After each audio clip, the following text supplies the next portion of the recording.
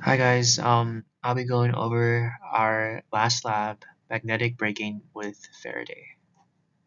So the purpose of this lab is to measure the time it takes for a bar magnet to fall through an aluminum tube and to then model that interaction computationally.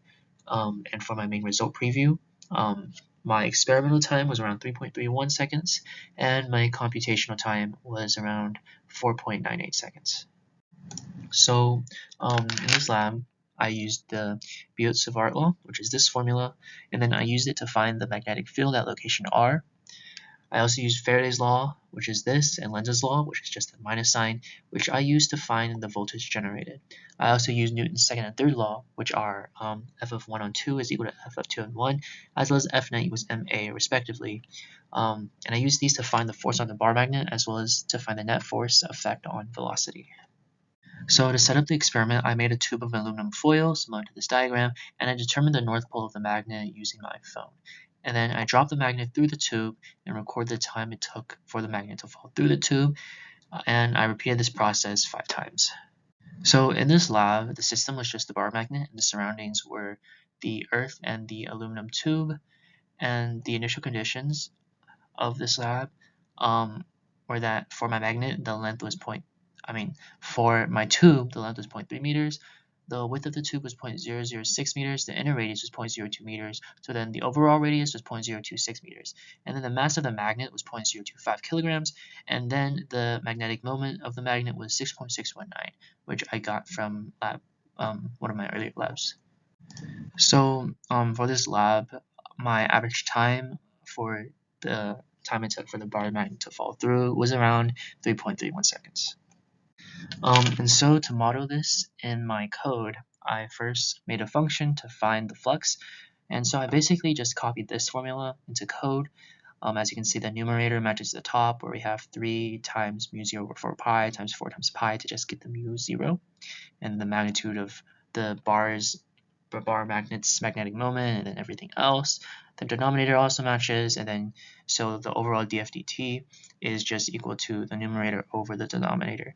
And I also made a function to find the magnetic field, which is this formula, and essentially I just converted that into code and returned the magnetic field.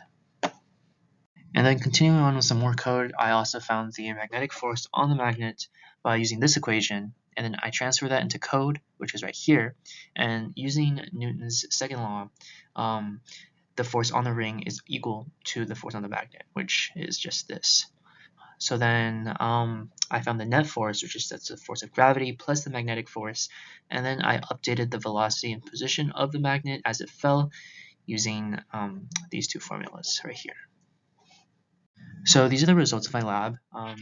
So as the magnet falls, you have these two colors that move down corresponding to the magnet, and this is my velocity versus time graph. And the total time in the tube was around 4.981 seconds. So to answer the interpreting the simulation questions, for this question, I got red to be counterclockwise because the red represents the current that's generated that opposes the north pole as it falls. So that means in order to oppose that, the current needs to be counterclockwise, and the blue needs to oppose the south pole as it falls. So that means the current needs to be clockwise.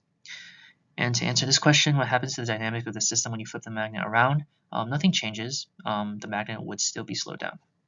So to answer this question, my real time was a lot less than the computational time, and this is because of some inconsistencies in the computational system.